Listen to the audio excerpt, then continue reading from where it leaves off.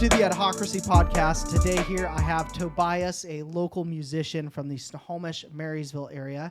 He is coming out with a new album called Joe Vibin. I also happen to know Tobin personally, as he happened to COVID quarantine in the office for a little bit. So that did happen. Very interesting. That was an interesting time. So yeah, Christmas 2020 was interesting. That actually proves to be. We'll get into it, but that's actually a really good segue into where Joe Vibin was birthed. Really? Okay. Yeah, All so right. It was that time that the idea was conceived. Yeah. Now this is which album number is this for yours? I guess if you were to include singles and official, include singles, or are we just doing records? Because usually there's a couple singles that precede a given record. We're doing singles and records. We'll count. Let's count total songs first. If you have a rough number here. Math in public. Officially released to the public right now, because there has been older projects under different names that have been kind of taken away due to sort of a rebranding, if you will. At this point, are we including the Bow Tunes label? That's exactly what was very much scrapped. Very much scrapped. I don't know about this. These were the trappings of a child. I did listen to your stuff on Spotify before. Oh, interesting. Yeah. So. Interesting. What were your thoughts? I liked it. There was a couple songs that have you heard of Matt Kearney? Yeah. That reminded me very much of Matt Kearney. The Drown Me in Love. Is it that guy? I don't know. I don't know that song. I don't think it is. I'm pretty sure it's him. I might be Closer to Love? Maybe Closer to Love is one of his albums. That might be what I'm thinking of. I don't remember. I know Matt Kearney, though. Yeah, but anyways, I definitely got some Matt Kearney vibes off of listening Okay. on one of your songs. There were a couple other where it kind of totally changed and it was different. Yeah. But on that one particular song, I was like, this really sounds like Matt Kearney, which is great because I love Matt Kearney. Well, that's good. So yeah, that has been both a complaint and a praise of my music. People rarely can associate it with a given genre because there's no cohesivity amongst my discography. There just isn't. And that's something that really drew me to Matt Kearney when I first heard him. I mean, I remember walking through the Christian bookstore and hearing this really awkward, like acoustic white guy rap, like slow, just the weirdest. But it's like, and at first it did. It was like, this sounds really odd. This sounds really different. But as I sat and listened to him, like, I actually really like this. This is really different. Sure. I've never heard anything like this, and I bought the album on the spot. Yeah. So and that's what music needs to do, right? And he's kind of Matt Kearney has gotten away from a bit of the rapping and gotten into more of just like singing and acoustic, but just his style, I really like it. So yeah, that was one of the first things that I thought of when I listened. So awesome, I appreciate it. Yeah, you got it. Was there a question that led into a bunny trail there? I don't know. I'm just shooting off the hip here, and we're just going for the fun of it, you know. I like it. Yeah. So the name, where'd you get the name for the new album? Okay, so the actual name is the Joe Vibin Experience. Is that Joe Biden? Is that a play on that? There's levels. Okay. There's many levels. I'm a fan of symbolism. I'm a fan of memes. I'm a fan of all of it. So the Joe Vibin Experience plays on three major tropes, if you will. So Joe Biden. Mm-hmm. There's a big internet craze calling him Joe Vibin just for the fun of it, I suppose. I mean, anybody in a massive. Keep passing the phone here. Oh, dear sister. Oh, of course. Someone forgot to turn off their cell phone. I am a frequent moviegoer, so the cell phone is almost always off in scenarios like this. Hello. Wow. I guess we're gonna have to start over. What do we have here? What is the Frangelico? What is this? Oh, what is Frangelico? Oh, you need to try this. I don't think I've tried Frangelico. Yeah. This is some good stuff. Because I barely gave myself a shot of whiskey, so. I'll call her back. So what exactly is this? It's an Italian liqueur that it smells. Whoa. It smells one direction and tastes another. What did I just drink? It's got like a real nutty. Yeah. It's got a real nutty like smell. But then when I remember the first time I tasted it, I thought cream de cocoa actually is what I thought of. That. But then the nuttiness came back in, and it was like, this is really good. That is very good. You could put that. You could spike hot chocolate with that. It's a dessert. You could spike hot chocolate with that, and that would work very well. Oh yeah. Very well. Yeah, It's only good in small amounts, though. Like as soon as you start having a bit more of it, so sweet. Yeah, the sweetness gets. It's like drinking maple syrup. Like it's good. Have you done this? Just saying. Drink maple syrup. Just like a spoonful of sugar, helps the medicine go down. So Mary Poppins, man. Yeah, leader of wisdom. Yeah. No, so the Joe Vibin Experience is the official name for a couple reasons. One, Joe Biden. To me, just major figures are in some way always memes. I think to a certain extent we owe the president, regardless of who fills that office, a sign of respect because he's our president. Agreed. But at the same time, I think America, throughout its course of history, has capitalized on being able to take itself not very seriously, at least the American people. Yep. And so this album presses into that a little bit while also playing on a couple more serious themes. So Joe Biden is one of the layers of that name. The Joe Rogan Experience, one of my personal favorite podcasts. So you have the Joe Rogan Experience as opposed to the Joe Vibin Experience. So that's another layer. Okay. All right. And then Jimi Hendrix's first album was called the Jimi Hendrix Experience, which is where Joe Rogan got his podcast title. So from. There's layers, right? Mm-hmm. As a musician, Jimi Hendrix, big inspiration. Bold as Love, one of my favorite records maybe ever. The guitar work in that song it's phenomenal, right? And so though musically I don't take any inspiration from Jimi Hendrix's work in the record, the name and just the influence he as an artist has had on me as an artist was enough for me to make it a weird name. So we have the Joe Vibin Experience. It's kind of a 3-layer name. Nice. So was that you said you moved away from one kind of a genre to kind of break off to the be more specific with Tobias. Mm-hmm. How much variation within musical styles is there on the Joe Vibin? Is it pretty diverse, or is it more honed in on specific style that you're trying to create? Completely different. Yeah? I've never released anything even mildly similar to this, and anybody who's heard my music who will eventually hear the Joe Vibin Experience will be the first to tell you, this isn't anything like Sunset Chasers or Small Town or anything like that, right? For a couple reasons. One, so as Bo Tunes, which was kind of the previous name, a much more adolescent understanding of music, I think. And part of that was John Mayer has always been my favorite artist. He's my favorite artist. He's very phenomenal. legit. He's amazing. It's a good choice. I'm actually going to see him in March. I'm very excited. Nice. But I'm not John Mayer. And little me, I'm still little, but littler me did not understand that I'm not John Mayer. And I was trying to be. And I think coming into Tobias, as well as just finding a bit more of a mature aesthetic, was also just understanding that I need to be myself, that the idea of creativity is very self-reliant in that whatever flows from me should be what I create. I shouldn't try and copy of the other artists. And so Tobias has really been an effort to sit down at my production studio and let it control me and not vice versa. How much of this was collaborative work at studios nearby, Sure, with other musicians versus solo singer-songwriter, producer? What was that experience and who all was involved in the project? in some way, this is the only record that I've had zero help on. Okay. But at the same time, so in terms of any tweaks, I made. All the mixing, the mastering, the recording, the writing was entirely me. There was zero help on any of it, which is the first time I've ever had that. But as I finished a song, I would send it to a good producer friend of mine, -8. That's his artist name. And he would just give me some thoughts. He'd be like, I really like this. I'm not a fan of that. I really like this. And if he recommended something and I realized, I kind of agree with that, I might make a tweak here and there.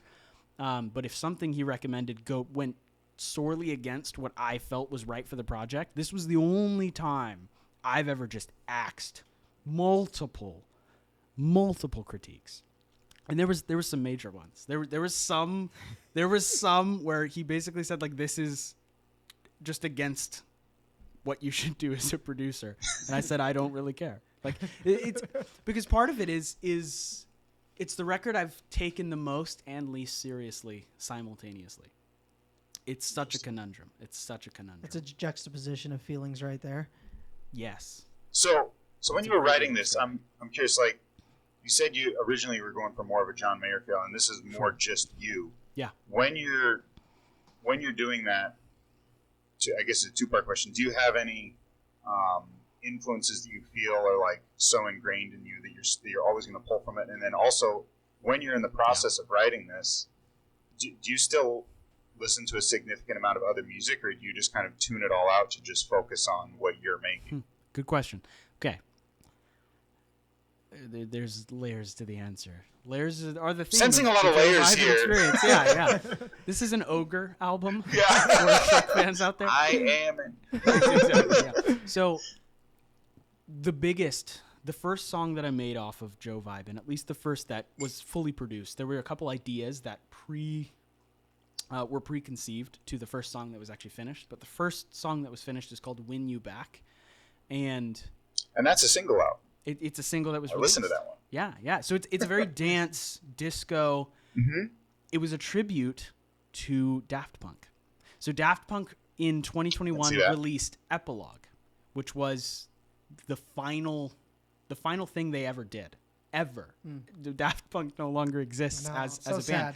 And so, okay, full disclosure, I cried that day because Daft Punk was a major part of my childhood. I mean, they stemmed all the way from the 90s through to they were always relevant, like no matter what period of music, because usually you have the 90s where you have Nirvana, you have Tupac, you have these major names. Then you move into the 2000s, you have Justin Bieber starting, you have Rihanna starting. Then you move into now, you have Ed Sheeran, you have these major names. Daft Punk has been through all of it. I mean, they produced for The Weeknd in the 2000s. They released Homework was a 90s album, but they released in 2013 Random Access Memories. So they've always been relevant. Not musically. to mention their film scoring too with Tron. Exactly. I mean, and that was a phenomenal phenomenal track. Like to this day, that's probably one of my favorite soundtracks to good. date, right? And so there's a sense in which I think throughout music, without ever being like, yeah, Daft Punk is easily one of my favorite bands. Influentially, they've probably been near the top. So they're kind of foundational to your... Definitely. And I think if nothing else, I just so admire the fact that they've been able to stay relevant without compromising anything. They still have a very unique sound. Like, they still have a very old school sound. Yeah, it draws, but it still disco. works. Yeah, it's disco, it's synthwave, it's vintage. They use the voice box. They use these old techniques, but they've modernized it in the most just lovable way for me. So Daft Punk, big inspiration, because that happened and I was like, man, I'm going to make a track. And I think part of that, as I just went into production, I don't think I was listening to Daft Punk any more than I usually do, but so much of the influence you can see throughout the record. The whole record, not just that one song? Definitely. Okay. Definitely. There's a fingerprint on it. I'm excited. Right? Yeah. Now, how are you balancing? I mean, you're classically trained on the piano. Yeah. You're guitarist. Sure. You're singer-songwriter. You also, I would say, are pretty involved in the EDM scene a little bit with some of your collaborations too. Yeah. So how do all these forces play into this album here? Yeah. John Mayer is a master guitarist. That was what I needed to realize, is that John Mayer is a master guitarist and I'm not. If I'm a master of anything, it's piano. It's not voice, it's not guitar, it's keys. Whether there's a synth sound that's being programmed through it, whether it's a acoustic piano, whether it's a electric piano, whatever it be, if you put me in front of keys, heck, put me in front of an organ, I'll play the hell out of it. But if you put me with a guitar, I can play. I'm decent, but I'm not good, and I don't think I ever will be, no matter how much time I put into it. That was part of what I needed to recognize. The predominant instrument in my older music was guitar. There's not a single guitar on the Joe Vibin Experience. There's no electric. Not even no bass lines? No bass guitar? So any bass that's in there is a MIDI keyboard and I just do an epic riff on it, right? Because there is a couple sections where I program like a slap bass sound. I purchased a VST that sounds like a slap bass, and I play it in Win You Back, right? So there's a couple records that use that, but I don't use any guitar in the record because part of it was just being content with, I know who I am as an artist. I'm a keyist and I'm a singer and I'm a songwriter, and I'm going to maximize the heck out of those three elements and see what happens, right? And so there's John Mayer is a recognition, like, this is my favorite artist, and part of the reason he's my favorite is because I recognize there's a level of artistry that I don't think I'll ever attain, right? There's a level of guitar playing that I don't think I'll ever make it to. It's good to know what lanes you can really drive well in. Exactly. But then appreciate the ones you can't. Yeah. And I think that's why I love John Mayer's, because I recognize it's not an area that I'll ever really excel at. So how do you make that determination that, like, even if you keep practicing at it, it sounds like you think it still wouldn't be something you would master at.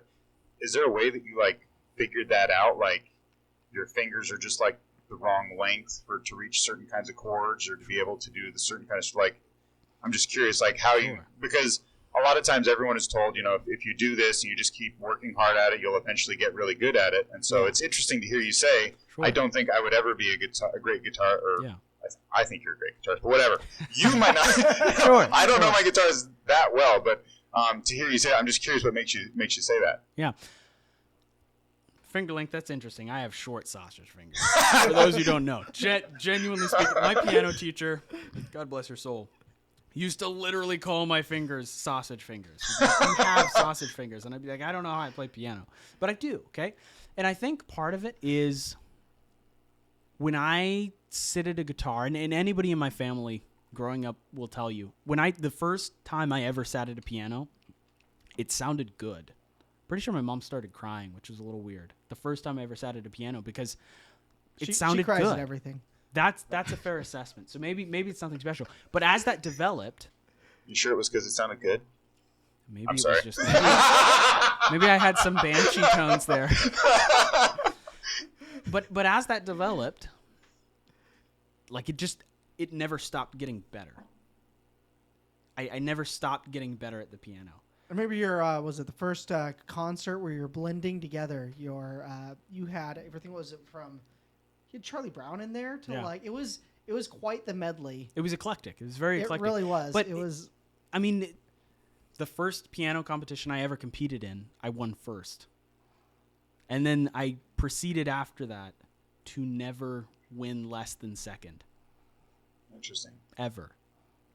So you know what it feels like in order to progress in a particular incident, and what you just didn't feel that with the guitar. No matter, you know, it's like someone who's tone deaf and they try and sing, and they're like, eventually I'm going to get good. It might be scientifically impossible for you to actually get really good at singing, but you might be really good at playing the piano. Right? I'm not a great singer. Like, the amount of effort I put into consistently trying to be a decent singer is extensive. Right? And at the beginning of my singing journey, I didn't sound great. Just at the beginning of my guitar playing journey was real bad. But at the beginning of my piano journey, I didn't put any effort. And throughout it, whatever effort I've put in hasn't felt like effort. And I think there's just a recognition. I'm a pianist. By nature, that's what I do. And natural, and it comes it's very hard to find natural. natural talents. It's very hard, right? Once you know that.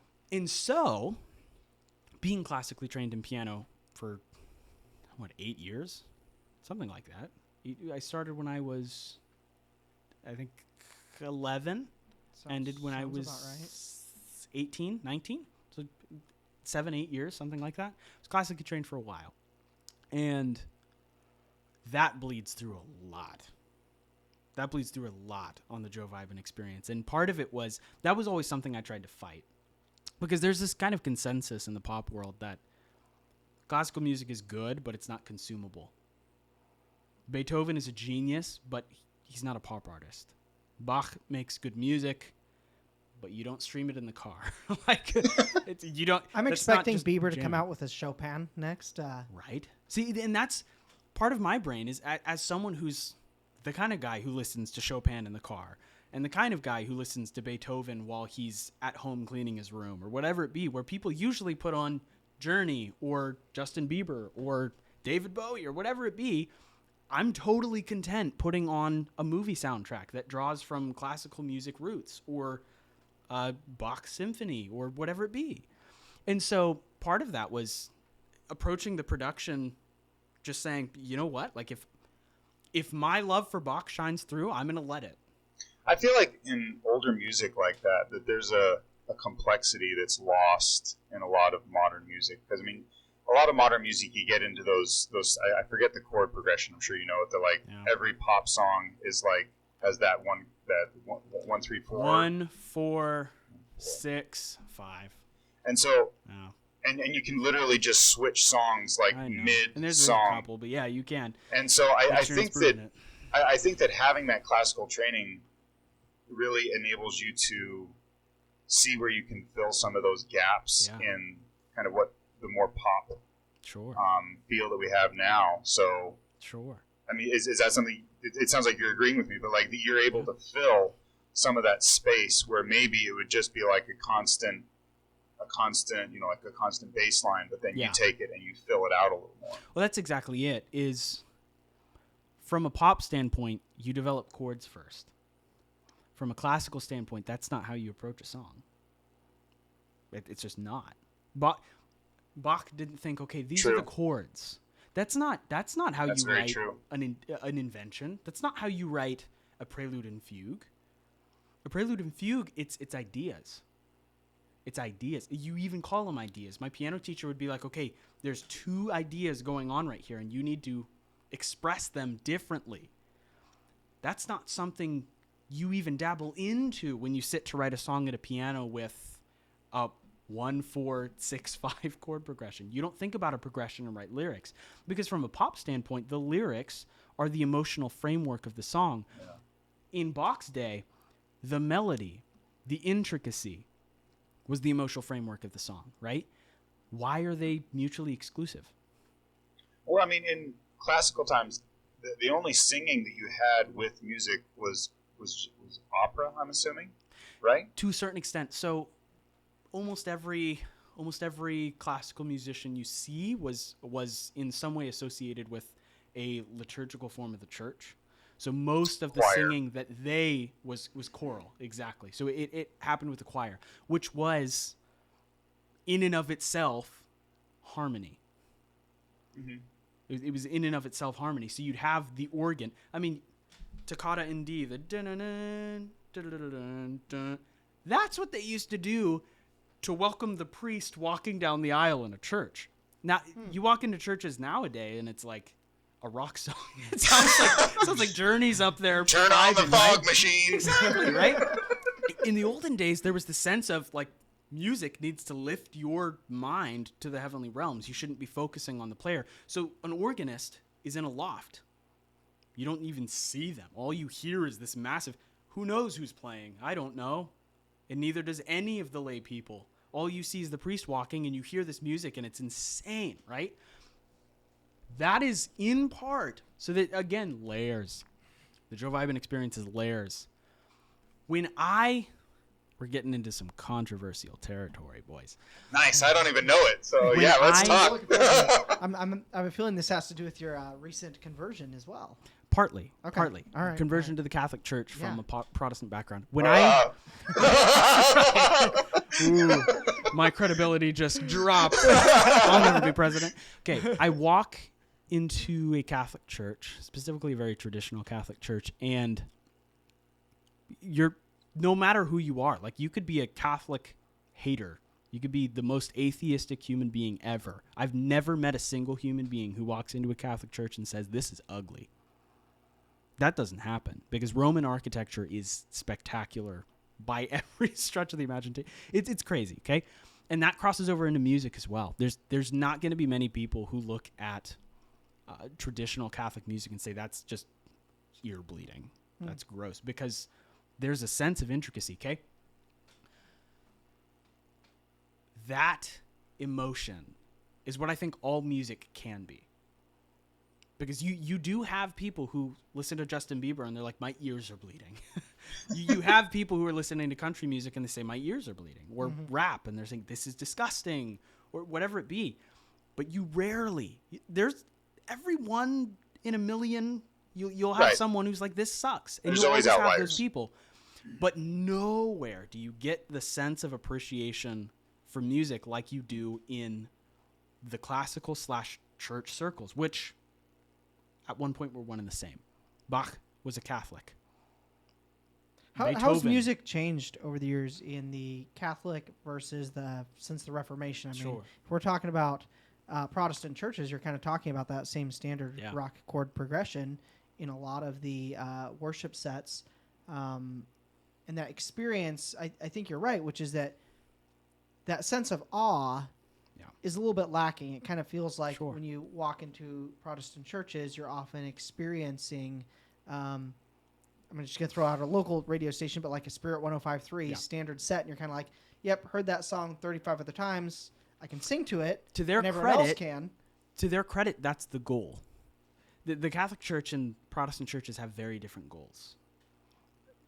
I'm not on this podcast to say one is right, one is wrong, right? Obviously, y'all know where I stand. But from the Catholic perspective, humans align themselves with the church. From a Protestant perspective, the church aligns themselves with humans to be, in a sense, approachable, right? So the idea is, I mean, you'll even hear like, hey, welcome to so-and-so church. I'm so glad you chose to visit us this Sunday. Hope you were able to grab a cookie and a coffee on your way in. If you haven't already, take your kids to the kids' wing where they're going to hear a great Bible story. Everything is structured for comfort. Mm-hmm. You walk into a Catholic church and it's dead silent. There is no noise. And it's always been that way.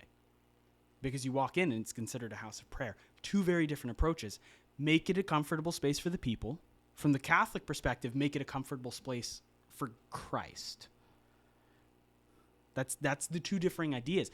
And I don't think one is inherently wrong and one is inherently right. The way you're framing that, it's an interesting perspective.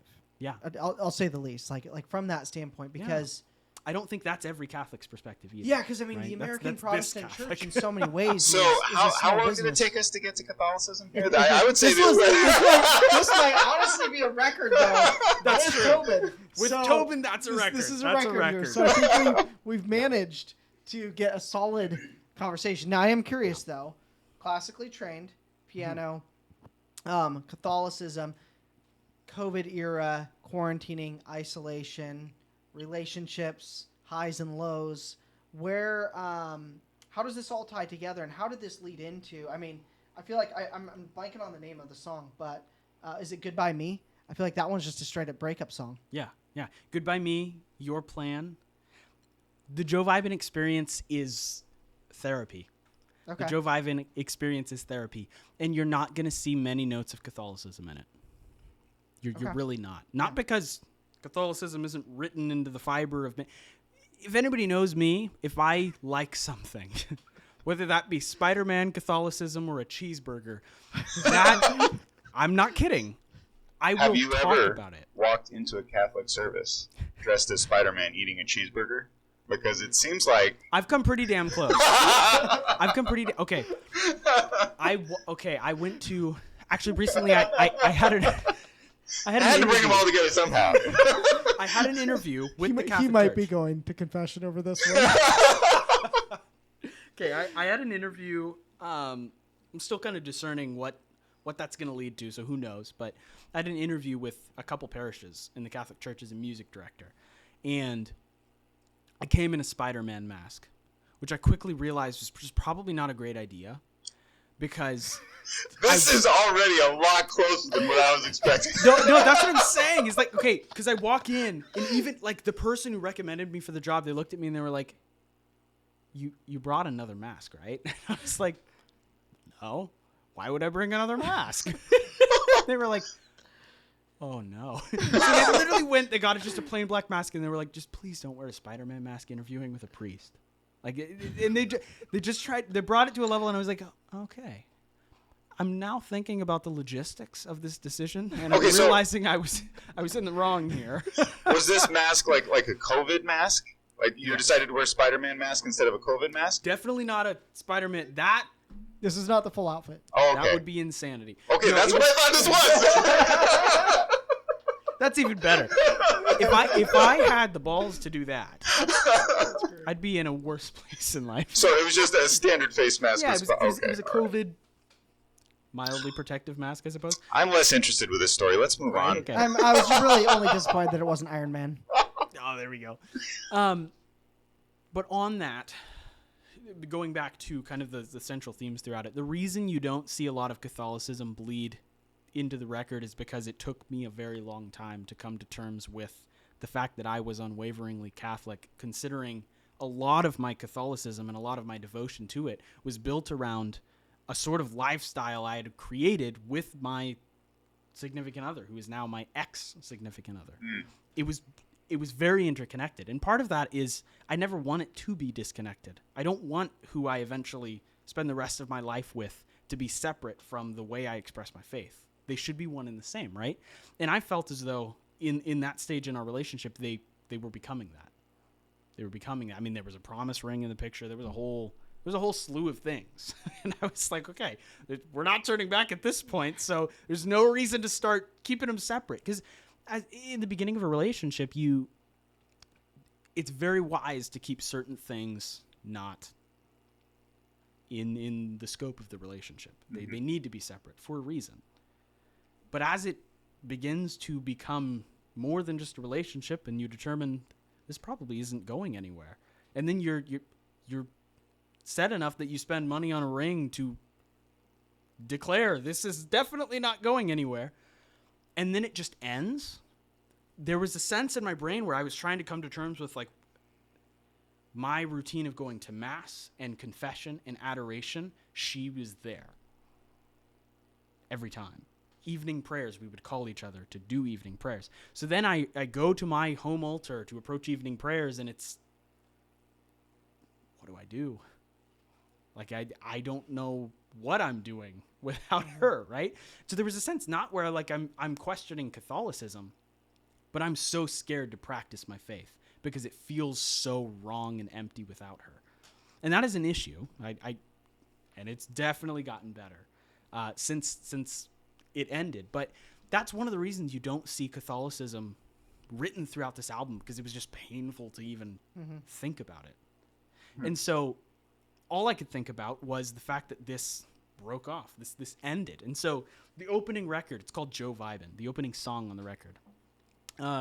There's this really rhythmic, I don't know, almost hypnotic intro. And the goal is essentially preparing you to get in this headspace of hypnosis. Like, this record is now, you're entering into a world, and it's not a fun one. It is not fun. A first song always kind of sets the tone for the whole record, for what you want it to be. And so it makes sense what you're saying. So from just a lyrical standpoint, you will never be far away from me. You will always live in my memories. And that continues to just, throughout the entire record, that continues. In every instrument, the piano, the bass, follows the same melody as I'm singing this. So it all ends up in unison. Usually you have a bass that's playing its own thing, the piano's doing its own thing, and the melody is on top of all of that. Yep. In this one, they're together. They're all the same, because it felt like every aspect of my life was just singing the same thing. Like, where the hell is she? Why is she not here? So that's the idea of the opening record. It's preparing you for the fact that this record it's all about that.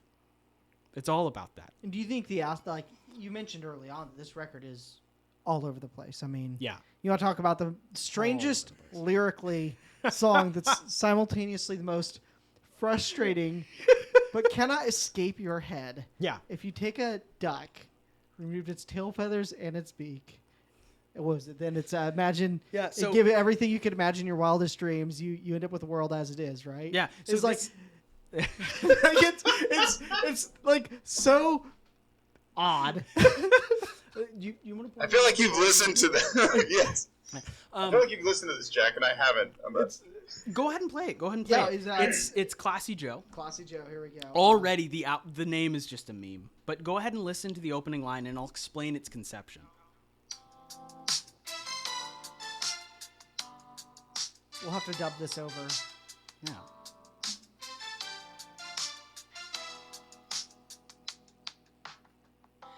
If you took a duck, remove the feathers and the beak, made it everything you'd see in your wildest dreams, then you'd have the world in the current state it's in, just an ugly form of the beauty deep within. There you go. So that's the opening line. This is the perfect example of what I was saying. Is I want to just be unashamedly me on this record. That's not the first song, though, right? No. Okay, It's one of the last okay, ones in okay. there. It's kind close of to like the end. towards Are you going to put it on Spotify? Yeah. Okay. I just see SoundCloud. Actually, for our listeners too, they've got some previews snuck in with State of the Union intro for our intros. That's so, true. That's true. The State of the you're Union kind enough is to contribute that. the beat. Dun, dun, dun. To this. Thanks for that, by the way. But so Classy Joe is an ideal example of me learning to be unashamed of just who I am, right? And I think part of it was when you're heartbroken, you're just, I don't know, simultaneously most yourself and least yourself at the same time, where you're in this state of like, who am I without her? But at the same time, like, I'm still here. And I'm learning to rediscover everything that I love about myself without her. And I'm realizing, like, I'm totally content just being me. And that's what this album was. And so part of it, I made an epic beat. And my roommate was like, dude, that is sick. That is so cool. And it was that beat. And then I'm just in my room and I'm like, dude, this is so cool. This is so cool. I'm pretty sure I had done like 2 shots of Jaeger. And I was like, it was just a good moment. Nice and loose. It was a good moment. Yeah. And then I was like, okay, time for some lyrics. And that was what came about. The first thing, like, if you took a duck, remove the feathers, just immediately. And Reese looked at me and he was like, that's not the final product, right? And I was like, Challenge accepted. that's the final. Exactly. I literally said, you know what? That's the final product. And in my moment, in my mind, I realized, like, that. Yes. All of them. Yeah. Say less. Yeah. It was in that moment that I realized that's me. I'm the guy who takes the most wild, out there, probably most meaningless, but funny and maybe meaningful thing and is okay with it. And so I took it and I ran with it, right? To this day, it's my favorite song on the record. Classy Joe, because I listened to I it. simultaneously hate it the most and love it the most. Yeah. It's the one that sticks in my head. It's the one that I can't escape from. It's the, it's an earworm. Yeah. Well, okay. At face value, all you hear is the duck. Literally, people will say, dude, what's that duck song? I'm like, yeah, okay, I get it. But when you break down the lyrics, if you took a duck, remove the feathers and the beak, let's switch it. I mean, anything. If you took a swan, remove what makes it beautiful, made it everything that you hate, then you have the world in the current state it's in. That's what I'm saying. I'm just saying it in a very crass way. Because the idea is, from a Christian perspective, the world is inherently good. It's not inherently bad because it's created by God. But the idea is, right now, you look around and you're like, what the hell is going on? Like, I don't understand any of this. And so my heartbroken brain and heart is like, what is going on? Like, 'cause I should be able to turn to the things of the world for solace after a heartbreak, but I don't get any. There's nothing. Everything seems to be in shambles. So that's the idea.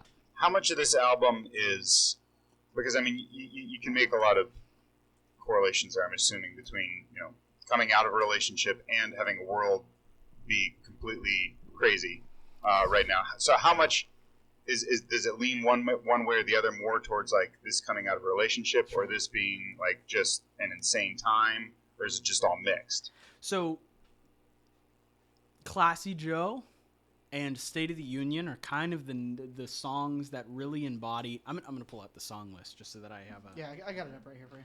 Just that. Oh, there we go. So if I'm looking through here, Win You Back is kind of arbitrary. There's no. it's an exciting song, right? That's after Joe Vibin. So Joe Vibin it sets the tone. It's hypnotic. The idea is, okay, let's prepare the listener for this weird mix of heartbreak, despair, and musical appreciation, right? That's a good way to describe it. It's a Daft Punk classical music inspired music appreciation class. That's the whole album. Okay.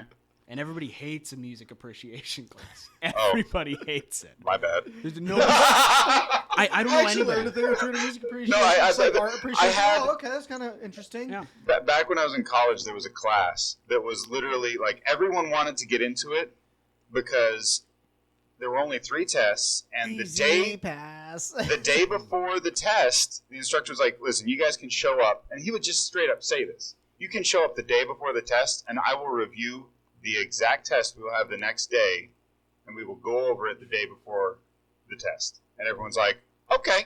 That's a great professor. But then solid the rest of the time, it was music history class. Nice. And I went every day because I loved it. There you go. You actually enjoyed it. Yeah. There you go. That's rare. That is very rare. Let me tell you. I don't know anybody who's ever appreciated a music appreciation class. Well, there's a process for appreciating music. There's a process for everything, And the way Jack. you do that is through that class. Well, there you go. But if I'm looking at the track list here, Joe Vibin, I consider it an intro. It doesn't lean one way or the other. It's a preparation song, as I think a lot of intros are. Win You Back, again, doesn't lean one way or the other. It doesn't apply to the heartbreak. It doesn't apply to the state of the world. It's a pop song. It's popcorn. It's enjoyable. It's good listening. That's it. Goodbye Me, it's a heartbreak song. Your Plan, it's a heartbreak song. Classy Joe, it's a world song. Cinematic Joe is both. State of the Union is a world song. So it's literally 50-50. So that really makes Win You Back stand out. Yeah. So how did that one end up on this album? Because that completely stands out from, it sounds like, because Win You Back sounds like the opposite of a relationship ending. Yeah. And it's very different than the state of the world, and it's different than every other song on there. Yeah. Which also makes me want to ask you, why did you pick that for that to be the single? Yeah. That's interesting. Okay. Now we're getting juicy. I'm just like sitting here thinking, that is a really good, and you bet, me being a weird, intellectually stimulated person, I thought about that. There was a reason none of these were the single. Win You Back, to me, is the quintessential pop song. There is nothing concrete about the scenarios in the song. Anybody can listen to it and think, man, I've been in a situation kind of like that. Because there's no specifics. There's no, I was on your front porch wailing to you, I want you back. It's just so simple. Like, so it's easy to identify with? It's so easy to identify with, right? And Can you give us the main like chorus in that? Are you awake right now? I want to find out because I think that I miss you. It's great. That's it. Yeah. It's really simple, and but it was good. Someone can probably identify with it. I've wondered if someone would respond to my text at 2 a.m. Yeah. Well, what I like about it is it's an incredibly generic kind of situation, but it's a very specific emotion within that. Exactly. Where you're sitting there like, and it's like you instantly like it's like, okay, this is a generic song to your point, but then that line, I wonder if you're awake right now, that instantly takes me to a spot where it's like I remember breaking up with a girl and being like, I wonder if she's up right now. I wonder if she's staring at the same stars as me. I wonder if any of these cliche teenage tropes. And what's weird is heartbreak has a way of taking you back to that teenage state of emotion. And I think in a way the vulnerability of yourself all of a sudden. It's you're cut exactly. open raw, you're exposed, and you're not worthy in a sense. As far removed as Win You Back is from the framework of the rest of the record, it's also right there. Because that is kind of the state of mind you're in after the heartbreak. Like, all I want is you to be back here. Like, that's it, right? And so it makes light of it first, only to dive right into not making light of it with Goodbye Me, which is probably the quintessential breakup song. So it was a very intentional thing, and that's something that you can see in you and I love discussing Marvel movies. Oh, yeah. But movies in general, specifically, they'll intentionally put a high note right before a low note just to make you feel that that low emotion. Lower, yeah. Yeah, exactly. So you only hit the road when you're missing home. Is that what you're going? Okay. Because the idea is, okay, you're hypnotized, you're entering into the world. Now I do whatever the hell I want with you. You're in Joe Vibin. You're in the experience. Now I'm going to take you on a roller coaster. I'm going to take you to the high highs. I'm going to take you to the low lows, and I'm going to tell you how the world is right now, and you're just going to listen to me. Because, and I think part of it just stems from who I am as a person. I talk a lot, and I dominate environments with opinions, and it's not good. Usually about Catholicism. Exactly. Exactly. And so usually in social environments, I'm very dominant, right? But this is a space where I can do that safely. And I never understood that until this record. And then I realized I can say whatever I want on this record because this isn't a conversation. Nobody's responding. I get to do, you can listen to it, and if you don't like it, you don't like it. That's it. And if you declare that you don't like it, I don't care. I made it and I had fun with it. There you go. And that's it, right? And so it's again me learning to just be unashamed of who I am and let it be, which is again, it's my favorite record. No, I was about to say. No question. I absolutely love this body of work, not because I think it's like absolute just musical perfection. I thought you meant Let It Be.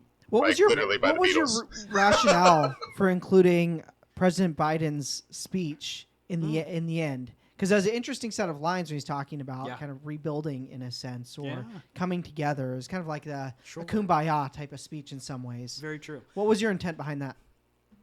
I hate politics. I hate it. Yeah, you chose the most prominent politician in the United States at the moment. Exactly. I'm always the devil's advocate. Everybody in my life knows this, and now whatever general public views this knows. I always play the devil's advocate, and most people in my general circle are not big fans of Joe Biden. And I think there's a lot of people who aren't big fans of Joe Biden. I think he has like the lowest approval rate of any president in history, right? Yeah. The struggle's real in American he's politics. There's not a lot of epic Joe Biden fans, right? And part of me wanted to play into that with the fact that it's like, okay, Trump was formerly the most hated president. His approval rating was actually pretty high, but he was just on a general public level, people really didn't like him, especially in this part of the country, right? Yeah. Specifically this part of the country. The left coast over here was pretty rough for Trump. Oh my gosh, that whole presidency was so weird. Everything about the past. Everything I just about remember every time I drive by, years. like seeing like someone with a giant Trump flag in their yard, and I'd be like, I'm surprised no one shot them. No, like, that's kind of the culture here. I drove through Lake Stevens, and there was bullet holes in a Trump sign. Bullet holes, okay? And I looked. This wasn't like a cardboard sign. This was a metal sign. So either some dude took a fat nail and hammered it, or he literally shot this sign. He probably took it out to the range. And I'm, who does it? Okay. Yeah. And I'm looking at this as a person who now is just trying his hardest to dive deep into religion and not politics, because I really don't like politics. One could argue they're very similar, but I feel like you keep baiting us with those comments. I'm not taking the bait. I'm not devil's advocate. I'm not taking the Catholicism bait here. But you take. I've been in this family long enough to know how this goes. And hereby I disclose the shameless plug that I'm promoting my brother-in-law here too. Exactly.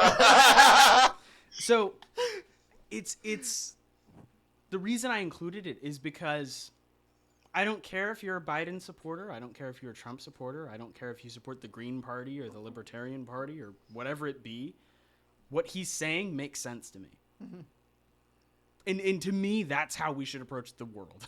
Like, it shouldn't be on this camp or this tribe-based, very deep-seated tribalism in America. And it annoys the hell out of me because when I hear that speech, the conservatives are like, oh, he doesn't mean a word he's saying. Or he's like, all he means is he's going to kill babies to do it.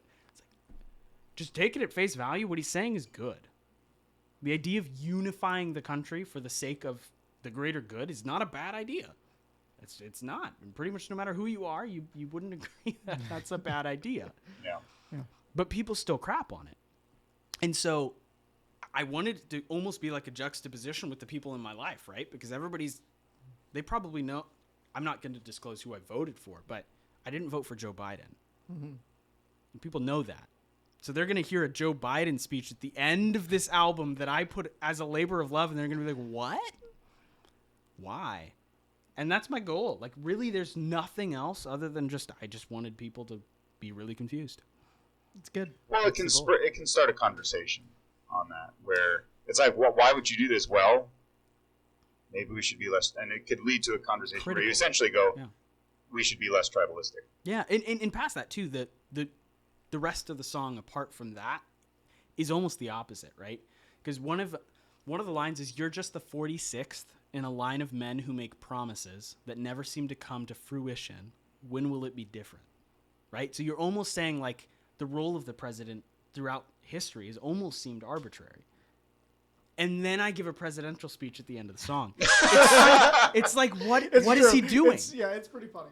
And that's the goal. Is it's supposed to be like, it's almost a comedic relief. Let's be honest. At the end of the album, you're kind of like, wait, you've been on this roller coaster. Yeah. Where's this train stopping? Yeah, and then I'm just like, it's going to stop with a really, really controversial joke. That's where it's going to end. And again, that's just leaning into myself, being like, that's going to offend some people, and I don't care. Because it's my right to do it. Well, you probably had a lot. I mean, when you've done previous work, you said you worked more with other people. Yeah. I mean, how much did working by yourself allow you to be more free like that, as opposed to working with? I mean, I've never made music before. Like, how much influence is there into like the general approach of the album, specific lyrics, that kind of stuff? No. The duck thing wouldn't have flew. Well, it sounds like the duck you listed wouldn't have flown anyways, because exactly, no feathers. Yeah, but it's. You know something was the way you were describing that, like giving it everything you dream. This song again, like it's a dang earworm. It's the quintessential. You can't escape from it. Like the way I took it wasn't necessarily like you remove the feathers in the beak and then that's the worst thing that you gave it. But it's also the weirdest and wildest things, which is also our world too. Like there's a lot of like fantastical highlights. It's almost like a massively like a Moulin Rouge type of thing, right? Like it's this wild world it's not all that you're bad. not expecting. It's not all bad. It's not all It's bad. kind of extremes of ups and downs. But what do you make that's, of it? that's what it is. Kind of is the past 5 years have been just extreme. That's a great word to describe it. Whether they're really bad extremes or really good extremes, they've been extremes. Mm-hmm. They just have, which is crazy. But that's exactly what it is. So I don't say if you took a duck, remove the feathers in the beak, then you have the world in the current state it's in. Right. Because that's, you guys do realize, okay? Like I don't think people put two and two together, but that you buy that when you cook it. That's literally what you buy from the store if you purchase a duck is no beak and no feathers. That's it. Yep. I don't buy a duck from stores, but I believe you. Some people, he's a little more organic than the rest of us here, raising his own fowl. That's right. But my duck always has the beak still on. If you take that, at face smiling value, at me. Oh boy. Oh boy. I love that movie. We watch that movie with my wife. Will not watch that movie, but I love watching it with my boys because they're just like so confused most of the movie. That's the Stuck best. his tongue to a pole. To see them gradually understand it, though. Yes. Yeah. Because I watched it with our oldest, who's now 10, and a couple years ago we watched it, and he was getting a lot more of it this time. Yeah. Which was we'll fun. say, definitely not one of my favorite classics. Oh no, it's not one of my favorites, but I love watching it every once in a while. Exactly. Yeah, it's one of those. It's one of the. But I think part of it was the realization, like. You can buy that from a supermarket. Like, you go somewhere and you get a duck. It's obviously there's no feathers, and usually they remove the beak. You don't eat the beak. It's not there. That's not wild.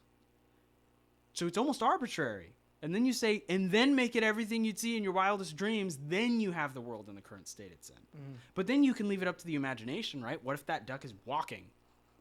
What if it's freaking walking without a beak and feathers? Then you're terrified. Like, what the heck is that? And why is it here? Zombie duck. Yeah. And so it's, do with it what you will. I don't think it makes a lot of sense, but I like it. So when can we hear your new album, and where can we hear your new album? The Joe Vibin Experience is going to be released late March. The exact date to be determined, but expect it to be somewhat of a spring record, specifically near the end of March. But current music right now, because there is 2 full-length records that are released pretty much everywhere except SoundCloud. You can find on Spotify, Apple Music, Deezer, Tidal, Pandora, wherever you listen, under the name Tobias, Tobias. Because I'm much smaller of an artist than some out there, you search Sunset Chasers after that. It's really easy to find it again. So is that one of your albums or a song? Or? It is, yeah. So it's my most recent record, okay. Sunset Chasers, and there's no other album named Sunset Chasers, which is kind of wild. Nice. But if you search, that is kind of surprising. Yeah, right. That's a pretty It seems like a pretty. I mean, Supertones had Chase the Sun back in the day, but same concept. So you have Tobias Sunset Chasers, and that'll get you where you need to be. Awesome. And then do you have a Twitter handle, Facebook handle, anything along those lines? I don't. Not big on social media. I think socials. it's a bit of a plague. All right. Well, I will agree with that, and I think we can close out. Yeah, awesome. So go ahead and like and subscribe. Don't forget to smash that like button. Apparently, that's what everyone says on YouTube. So literally everybody. I've heard whack. Whack.